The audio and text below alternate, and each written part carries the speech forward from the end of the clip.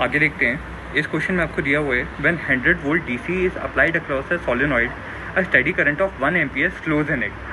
Solenoid क्या है? Basically inductor जो है वो सोलेनॉइड से बना, सोलेनॉइड किसी वायर से बना होगा और उस वायर का कुछ रेजिस्टेंस रहा होगा। तो इसने तुम्हें डेटा में क्या दिया कि जब तुमने 100 वोल्ट डीसी पोटेंशियल लगाया तो करंट कितना आया? 1 एम्प्स का।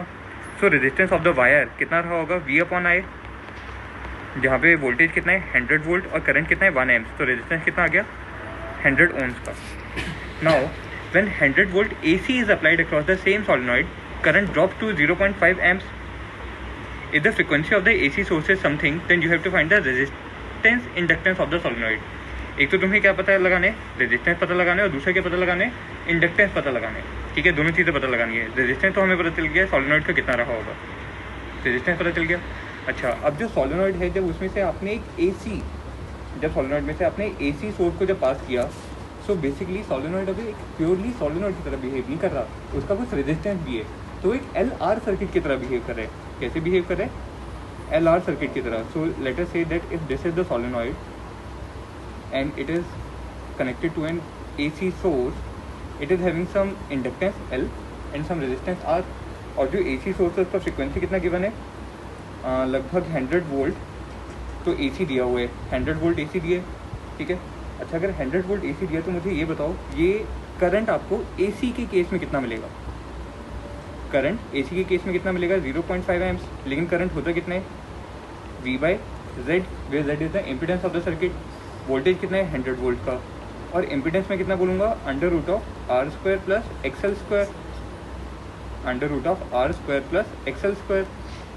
तो यहाँ से मेरे को √R² प्लस XL² की वैल्यू कितनी मिलेगी? √R² plus XL² will be equal to 100 upon current कितना है? 0.5। So basically 200। इसका स्क्वायर कर दो, squaring both the side. So क्या मिलेगा? R² प्लस XL कितना होता है? Inductive reactance of the inductor, ω/L का होल स्क्वायर किसके बराबर आएगा? 200 का होल स्क्वायर। यहाँ पे आपको फ्रीक्वेंसी AC सोर्स की फ्रीक्वेंसी कितनी गिवन है? 150√3 अपॉन पाई हर्ट्ज। ओमेगा कितना होता है? 2πf। ओमेगा क्या है? Angular frequency. और जो आपको क्वेश्चन में जो डेटा गिवन है वो किसका है? लीनियर फ्रीक्वेंसी का। ये जो डेटा गिवन है ये क्या है? लीनियर फ्रीक्वेंसी, जिसको आप डिनोट किससे करते हो? स्मॉल f से। So now you will say that since omega is equal to 2πf, value put करो। So it will be 2π into frequency is given as 150 pi upon 150√3, 150√3 upon pi. Pi से pi cancel out होगा तो आएगा कितना? 300√3। इसकी value को इस वाले एक्सप्रेशन में पुट करो, और आर की जो हमने वैल्यू जो यहाँ पे निकाली है 100 ओम, इसको भी इस वाले एक्सप्रेशन में पुट करो। दोनों को साइमल्टेनियसली सॉल्व करोगे तो आपको एल की वैल्यू मिल जाएगी। दोनों को सॉल्व करने पे क्या मिल जाएगा? एल की वैल्यू मिलेगी। तो जब आप इसको सॉल्व करेंगे you will get the value of L is equal to 1/3 henry. Henry is the ऐसा यूनिट ऑफ द इंडक्टेंस। जैसे रेजिस्टेंस की यूनिट क्या होती है? ओम। वोल्टेज की यूनिट क्या है? वोल्ट। सिमिलरली जो आपका इंडक्टर है उसकी यूनिट क्या है? हेनरी। कैसे डिनोट करेंगे? एच से। समझ में आया? पक्का? अगला क्वेश्चन देखिए। अगले क्वेश्चन में क्या बोला? In a series LR circuit with inductance L is equal to 175 upon 100 millihenry and resistance 12 ohm and AC source of voltage V is equal to 130√2 volt with frequency 50 Hz is applied. You have to find the current impedance and the phase difference of EMF and current in the circuit. आपको क्या given है? LR circuit given है। सो सबसे पहले तो LR circuit में एक हम रेजिस्टेंस ड्रॉ कर लेते हैं और एक हमने इंडक्टर ड्रॉ कर लिया। ये रेजिस्टर और इंडक्टर एक वेरिएबल AC सोर्स के साथ कनेक्टेड है। ठीक है, इस सर्किट का इम्पिडेंस जो Z जो होता है वो कितना होगा? R bar plus XL। Net impedance of the circuit will be given by this expression. अच्छा, अगर मान लो इसमें कोई करंट अगर फ्लो किया, इस सर्किट में से जो भी करंट फ्लो करेगा, करंट के लिए फेजर डायग्राम कैसा बनेगा? Since both the resistor and the inductor are connected in series, so the current in the element will remain the same. Current अगर I है, so we'll say that current can be plotted over the horizontal axis. अच्छा, resistor में बताओ मुझे, अगर हम resistor की बात करें, सो रजिस्टर में करंट और पोटेंशियल में से कौन किसको लीड करते हैं या कौन किसको लैग करते हैं?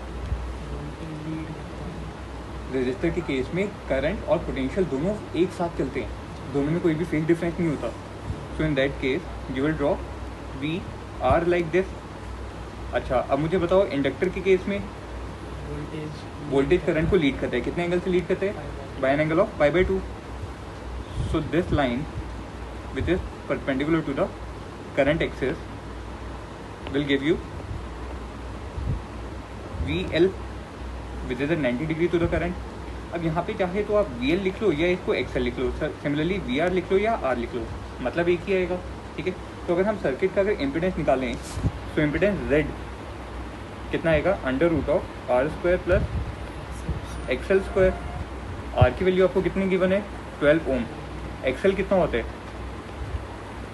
ω/L. ओमेगा कितना होगा? 2πf × L. फ्रीक्वेंसी कितनी गिवन है आपको? 50 हर्ट्स. और इंडक्टेंस कितना गिवन है? 175/11. Putting the values over here you will gate, देखिए कितना मिलेगा? 2πf × L. किसको कन्वर्ट करना है? हाँ, क्या दिए? हाँ, मिली हेनरी. सो इंटू 10⁻³ भी कर देंगे. गुड. ये कटेगा 2 पर, ये आएगा 25. ठीक है, इस पूरे को सॉल्व करोगे तो आपको कितना आ गया? 2 × 2 4, 4 × 50 विल गिव यू 200 × 25 और × 10⁻23 मतलब upon 1000. So this will be 5. और यूनिट क्या आएगी? ओम. यूनिट क्या आएगी? इम्पिडेंस, इंडक्टिव रिएक्टेंस की यूनिट क्या आएगी? Ohm. So from here the impedance of the circuit Z will be √12² plus 5² which will come out to be 13 ohms. तो हमें सर्किट का इम्पिडेंस तो पता चल गया, जो इसने पहले पार्ट में जो हमसे पूछा था what is the impedance of the circuit, वो हमें पता चल गया. अच्छा, साथ में अब उसने आपसे क्या पूछा है? What is the phase difference. Phase difference बताओ कैसे आप फाइंड आउट करोगे? Phase difference will be phase difference कैसे निकालेंगे? जो हमारे पास VL है और VR है, इसका एक नेट पोटेंशियल आया होगा. उस नेट पोटेंशियल ने करंट के साथ जो फेज जो बनाया वो फेज कितना रहा होगा? फाई. अगर आप यहाँ से कैलकुलेट करोगे तो tan phi की वैल्यू कितनी आएगी बताओ?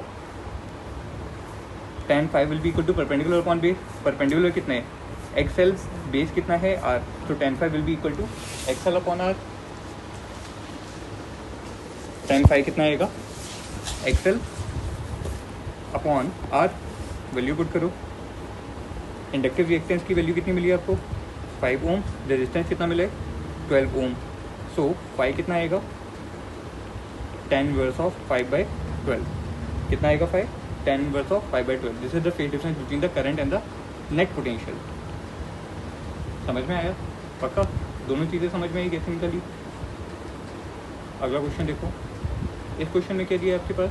That in a circuit a resistance of 40 ohm and capacitor of capacitance 1250/9 microfarad are connected in series across an AC source of 500 volt and frequency 120 hertz. तो इसने आपको क्या क्या डेटा दे दिया कि सर्किट में आपके पास एक रेजिस्टेंस है और कैपेसिटर है, दोनों सीरीज में कनेक्टेड है. तो सबसे पहले हम अपना डायग्राम बनाएंगे. तो वहाँ पे एक रेजिस्टर दिखा देंगे और रेजिस्टर के आगे कैपेसिटर लगा दिया. इन दोनों को आपने किससे कनेक्ट किया है? एक AC सोर्स से एक AC सोर्स लगा दीजिए. जैसे resistor R, capacitor C and this is the AC source. Then you have to find the effective current in the circuit and the phase difference between the current and the EMF source. यहाँ पे effective current का मतलब क्या है? अगर सिर्फ register रहा होता तो हमारे सर्किट का इम्पिडेंस कुछ होता जिसकी वजह से करंट की कुछ वैल्यू होती. अगर सर्किट में सिर्फ और सिर्फ कैपेसिटर होता तो करंट का मैग्नीट्यूड कुछ और आता. लेकिन अगर दोनों साइमल्टेनियसली प्रेजेंट है तो हमारे सर्किट का इम्पिडेंस क्या हो जाएगा? चेंज हो जाएगा, जिसकी वजह से हमारा करंट क्या हो जाएगा? चेंज हो जाएगा. तो हमें वो इफेक्टिव करंट की वैल्यू निकालनी है. ठीक है, करंट कितना आएगा? V upon Z. जब भी हम यहाँ पे करंट की वैल्यू निकाल रहे हैं, अगर हम बोलेंगे RMS करंट तो हम यहाँ पे क्या यूज़ करेंगे? VRMS. मतलब क्या? अगर मैं RMS करंट निकालना चाह रहा हूँ so we will use VRMS upon Z. और अगर आपसे पूछा जाता है मैक्सिमम करंट कितना होगा तो हम वहाँ पे मैक्सिमम वोल्टेज अपॉन Z की बात करेंगे. बात समझ में आई। इन जनरल आपको क्या दिया हुआ है, AC सोर्स का फ्रीक्वेंसी दिया हुआ है 500 वोल्ट। सो इसका मतलब क्या है, 500 volt is the maximum value of the current. 500 volt is the maximum possible value of the current. जो आप अपना एक्सप्रेशन लिखते हैं V equal to V0 sine omega T, वहाँ पे V0 की वैल्यू कितनी है 500 वोल्ट और ओमेगा कितना होगा 2πf, जहाँ पे फ्रीक्वेंसी कितनी गिवन है आपको 50 हर्ट्ज। फ्रीक्वेंसी कितनी गिवन है 50 hertz, sorry in this case it is given as 120 hertz. 120 hertz. Question में एक बार रीड कर लेना कि उसने आपको जो पोटेंशियल जो दिया है वो आरएमएस पोटेंशियल दिया है या मैक्सिमम पोटेंशियल दिया है। ठीक है, अगर आरएमएस पोटेंशियल दिया होगा तो आरएमएस और मैक्सिमम में क्या रिलेशन होता है बताओ। V R M S is equal to V0 by √2।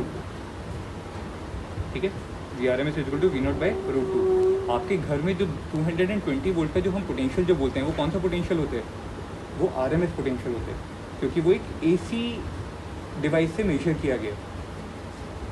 ठीक है, तो घर पे जो आपके पास 220 वोल्ट जो आते हैं that is your RMS value, RMS voltage.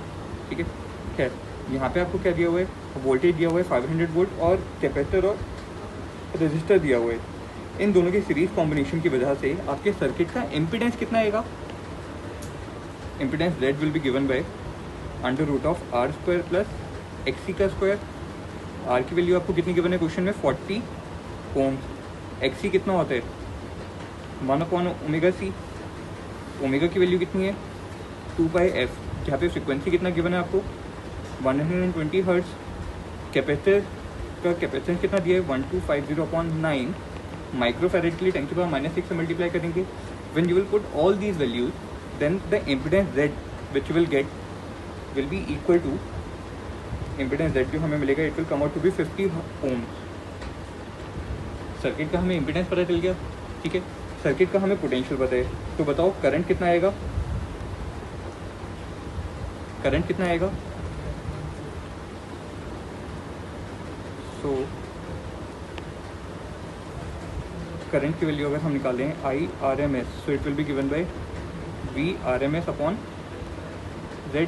और क्वेश्चन में जो आपको डेटा जो गिवन है एक बार दोबारा पढ़ो, it is connected across N AC source of 500 volt and frequency 120 hertz. तो यहाँ पे हम V0 नहीं, this is your VRMS। VRMS हम लेंगे 500 वोल्ट। सो VRMS के बेसिस पे हमें IRMS पता चलेगा। IRMS कितना आएगा 500/50, तो that will be equal to 10 ampere. तो 10 एम्पियर का आपका इफेक्टिवली करंट चला सर्किट के अंदर। बात समझ में आई। ठीक है, अच्छा अब मुझे फेजर डायग्राम बताओ। जब हमारे पास एक सर्किट में रजिस्टर और कैपेसिटर लगा होते हैं तो उसका फेजर डायग्राम आप कैसे बनाते हैं, दोनों सीरीज में लगे हैं तो करंट तो सेम फ्लो होगा दोनों में से, तो करंट को सबसे पहले ड्रॉ कर दिया। अब बताओ रजिस्टर के बारे में, रजिस्टर में पोटेंशियल करंट को क्या करते हैं, उसके साथ साथ चलते हैं। लेकिन अगर हम बात करें कैपेसिटर की कैपेसिटेंस की, सो कैपेसिटर में जो इसका पोटेंशियल जो है वो करंट को क्या करता है, लैग करता है। करंट को क्या करता है, लैग करता है। सो दिस इज VC, या आप यहाँ पे क्या लिख सकते हैं XC, और लैग कितने एंगल से करते हैं, बाय एन एंगल ऑफ π/2। ठीक है, इन दोनों की वजह से अगर हम नेट इम्पिडेंस अगर निकालें सर्किट का, सो that will be given by the vector sum of the register and the capacitor. So this one will give you V net, या फिर आप बोल सकते हो या तो V नेट की बात करो या इम्पिडेंस Z की बात करो। And this angle between the current and the net potential will give you the phase difference between the current and the potential. तो यहाँ से हमें एक चीज़ तो ये पता चली कि जो हमारा पोटेंशियल जो है वो करंट को क्या कर रहा होगा, लैग कर रहा होगा। तो हम क्या लिखेंगे, voltage lag current by phase angle of five. अब मुझे ये बताओ ट्रायंगल प्रॉपर्टी अगर हम लगाएं तो यहाँ पे tan फाई क्या आएगा, perpendicular upon base, where the perpendicular will be equal to XC and the base will be equal to R। XC और R आएगा। XC कितना हमने जब कैलकुलेट किया तो XC की वैल्यू आपके पास कितनी आएगी 30। जब हम XC को सॉल्व करेंगे तो it will come out to be 30 ohms। So putting the value of 30 upon 40 tan phi, तो tan फाई कितना आएगा आपके पास, 5 will come out to be tan inverse of 3/4 which will be equal to 37 degree. कितना आएगा 5, 37 degree. सो हम क्या बोलेंगे कि वोल्टेज ने करंट को लैग किया है कितने एंगल से, 37 डिग्री के एंगल। बात समझ में आई। यहाँ पे हमने डायरेक्टली इसको कैसे लिखा, इस वाले एक्सप्रेशन को, चूँकि साइन 37 डिग्री की वैल्यू कितनी होती है 3/5 और कॉस 37 डिग्री की वैल्यू कितनी होती है 4/5, दोनों को डिवाइड करोगे तो साइन 37 कितना आएगा 3/4। समझ में आया? पक्का? सो either you can say that the voltage will lag current by an angle of 37 degree, और दूसरे तरीके से क्या बोल सकते हो आप, current lead the voltage, current Leeds voltage bye कितने एंगल से 5। समझ में आया? पिछले क्वेश्चन में देखो सिमिलरली, पिछले क्वेश्चन में जो हमारे यहाँ पे फेजर डायग्राम बना था वहाँ पे नेट वोल्टेज करंट को क्या कर रहा था, लीड कर रहा था। तो यहाँ पे हम फाई के साथ में क्या लिखेंगे, वोल्टेज लीड्स करंट या फिर करंट लैग्स वोल्टेज। बात समझ में आई? ठीक है, आगे देखो। नेक्स्ट क्वेश्चन में क्या गिवन है, that in the circuit shown in the figure you have to find the circuit impedance and the potential difference across the points A and B when it is half of the voltage of source at that instant। हमारे पास potential given है V = 10 cos pi t, और circuit में हमारे पास 3 अलग अलग components लगे हुए हैं। कौन कौन से? रेजिस्टर, इंडक्टर और कैपेसिटर। रेजिस्टर का रेजिस्टेंस कितना गिवन है 8 ओम, इंडक्टर का इंडक्टिव रिएक्टेंस कितना गिवन है XL 2 ohm, and similarly capacitive reactance आपको कितना गिवन है 8 ohm. So this is a series RLC circuit. Series RLC circuit में सबसे पहले अगर हम अपना फेजर डायग्राम अगर बनाएं तो सीरीज कॉम्बिनेशन है, इसलिए सब में से करंट क्या रहेगा, सेम पास होगा। तो हमने करंट को सबसे पहले ड्रॉ कर लेना है, दिस इज योर करंट। अब मुझे बताओ रेजिस्टर के लिए, in the case of resistor the voltage will be in phase with current, so this red colour line will give you the potential drop across the resistor. Inductor के लिए क्या होता है, वोल्टेज करंट को क्या कहते हैं, लीड करते हैं। कितने एंगल से लीड करते हैं, π/2 एंगल से लीड करते हैं। अच्छा, और जितना लीड करेगा VL उसकी वैल्यू कितनी आएगी I × XL। सिमिलरली VC कितना आएगा I × XC, where VC represent the potential drop across the capacitor. आपको क्वेश्चन में XL की वैल्यू कितनी गिवन है 2 ओम और XC की वैल्यू कितनी गिवन है 8 ओम। तो वहाँ से आप बोल सकते हो कि VL की वैल्यू किससे छोटी आएगी, VC से छोटी आएगी, because XC is greater than XL, so it implies VC will be greater than VL। सो हम ऊपर की तरफ जो ड्रॉ करेंगे VL उसका मैग्नीट्यूड छोटा बनाएंगे, लेकिन जो हम डाउनवर्ड डायरेक्शन में जो ड्रॉ करेंगे VC की वैल्यू को, वो क्या ड्रॉ करेंगे, बड़ी। ठीक है। अच्छा, इसकी वजह से VC और VL दोनों आपस में क्या है, एंटी पैरेलल। तो आपके पास नेट पोटेंशियल कितना आएगा,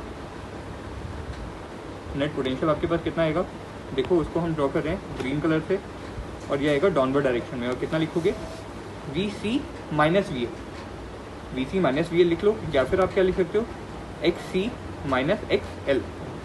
कितना लिखिए, XC - XL। अब जो रेजिस्टर है और XC - XL ये दोनों आपस में क्या है, परपेंडिकुलर। सो अगर अब आपको सर्किट का नेट इम्पीडेंस निकालना है, सो that will be given by the vector sum of these two vectors. So this yellow colour line will give you either the net voltage, या फिर आप बोल सकते हो it will give you the impedance of the circuit Z। तो इस case में हम Z को क्या लिखेंगे, √R² + XC - XL के होल स्क्वायर का रूट। वैल्यूज पुट करो। सबसे पहले R कितना गिवन है आपको, 8 का स्क्वायर, XC कितना गिवन है 8, और XL कितना गिवन है 2। सो इट विल बी √8² + 6²। कितना आएगा ये, 10 ओम। तो आपको सर्किट का इम्पीडेंस Z कितना मिल गया, 10 ओम। सबसे पहला पार्ट तो हमारा हो गया, जहाँ पे उसने आपसे क्या पूछा था, find the circuit impedance. Circuit का इम्पीडेंस मिल गया। Now we have asked you the potential difference across the point A and B। A और B के बीच में अगर मैं पोटेंशियल डिफरेंस अगर निकालूँ, सो पोटेंशियल डिफरेंस निकालने से पहले अगर मैं सर्किट में चलने वाले करंट की अगर मैग्नीट्यूड निकाल लूँ, सर्किट में चलने वाले करंट का अगर मैग्नीट्यूड निकालूँ, सो मैग्नीट्यूड निकालने से पहले भी हम एक काम करते हैं, यहाँ पे फेज डिफरेंस फाई निकालते हैं। सो tan फाई कितना आएगा इस केस में, where phi is this angle. So tan phi will be equal to R/XC - XL। R कितना गिवन है आपको 8, और XC - XL कितना गिवन है 8 - 6। तो that will be 8/6, and that will be equal to, sorry not 6, this is 8 minus 2 and that will be equal to 6, so that will be equal to 4/3। तो यहाँ से अगर हम देखेंगे तो हमें पास फाई कितना आएगा, tan इनवर्स ऑफ 4/3। जिसको सॉल्व करोगे तो आपके पास फाई की वैल्यू कितनी आएगी, 53 डिग्री। फाई की वैल्यू कितनी आएगी, 53 डिग्री। अब मुझे ये बताओ आपको पोटेंशियल की इक्वेशन कितनी गिवन है, v equal to 10 cos pi t. लिखो v कितना गिवन है आपको, v is equal to 10 cos pi T.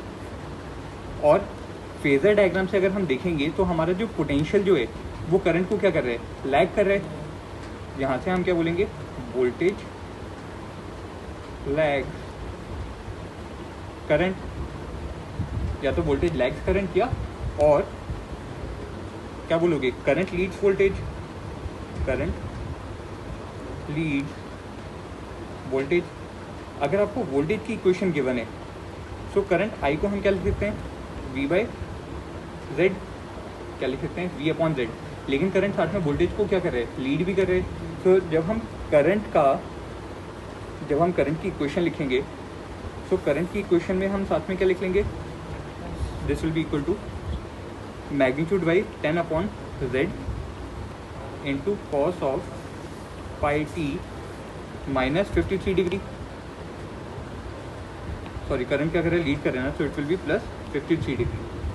सो हमें करंट की इक्वेशन पता चल गई, करंट की इक्वेशन पता चल गई जहाँ पे जेड की वैल्यू कितनी आई है 10 और वोल्टेज मैक्सिमम वोल्टेज कितना था 10। So current I can be given by 1 into cos pi T plus 53 degree. समझ में आया करंट की इक्वेशन को हमने कैसे लिखा।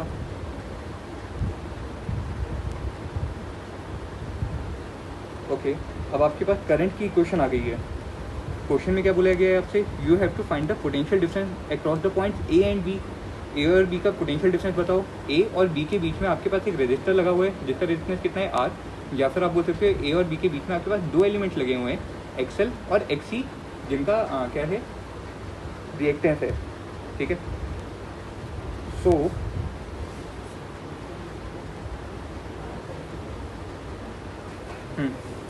so in this case we can write potential difference between the points A and B, VA minus VB can be given by I times XC minus XL, I times XC minus XL। Current आपको पता है कितना है और XC minus XL की value कितनी है, 8 minus 2, so that will be equal to 6I। so कितना लिख लेंगे, 6 cos of pi t plus 53 degree. This is the value of VA minus VB। लेकिन आपको निकालना कब है, जब दोनों के बीच का पोटेंशियल जो है वो आपके एक्चुअल का क्या हो, हाफ हो। क्या बोले इसने, दोबारा पढ़ो, it is half of the voltage of the source at that instant. उस इंस्टेंट पे वोल्टेज कितना गिवन था, 10 cos पाई टी, इसका हाफ कर दो। So you may also write that VA minus VB should be equal to 10 cos pi t upon 2। This is your equation number 1 and this is your equation number 2। दोनों को equate करोगे तो वहाँ से आपको टाइम t की value मिल जाएगी। दोनों को अगर इक्वेट करोगे तो वहाँ से टाइम t की वैल्यू आपको मिल जाएगी। और टाइम की अगर आपको वैल्यू मिल गई तो टाइम की वैल्यू को किसी भी वापस इक्वेशन में पुट कर दो तो आपको VA माइनस VB का वैल्यू मिल जाएगा। समझ में आया, टाइम की इक्वेशन को किसी भी एक सिंगल इक्वेशन में पुट कर दो तो आपको क्या मिल जाएगा, करंट का पोटेंशियल डिफरेंस का मैग्नीट्यूड। देखो अब हम क्या करेंगे, इक्वेट करेंगे 1 को 2 से। सो 6, यहाँ पे आइडेंटिटी लगाओ cos A प्लस B की, so that will be cos A sin B minus cos B sin A should be equal to 5 cos pi t. Sine 53 की वैल्यू कितनी होती है, 4/5। cos 53 की वैल्यू कितनी होती है, 3/5। ठीक है, पुट करो इसको, so that will be 6 into 6/5 4 cos pi t minus 3 sine pi t should be equal to 5 times cos pi t. इस 5 को डिनोमिनेटर को राइट हैंड साइड पे ले जाओ और cos पाई टी जो आपके पास राइट हैंड साइड में है उसको लेफ्ट हैंड साइड में ले आओ।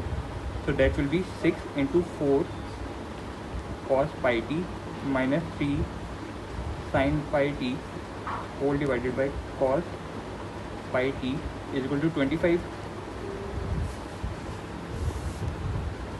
It can be further written as 6 times 4 minus 3 tan pi t is equal to 25. ठीक है, so that will give you 4 minus 3 tan pi t is equal to 25 upon 6. So 3 tan pi t will give you 4 minus 25 upon 6 and that will be equal to minus 1 by 6. So tan pi t का value कितना आ जाएगा, minus 1 upon 18. कितना आ जाएगा, 1 upon 18.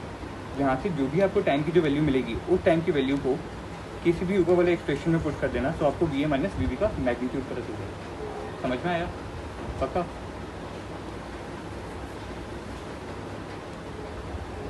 Last question देखिए. इस question में आपको given है that a coil has inductance of 2.2 upon pi Henry. कितना गिवन है, 2.2 upon pi Henry, and it is joined in series with a resistance of 220 ohms. An AC EMF of 220 volt at 50 hertz is applied to it. Then you have to find the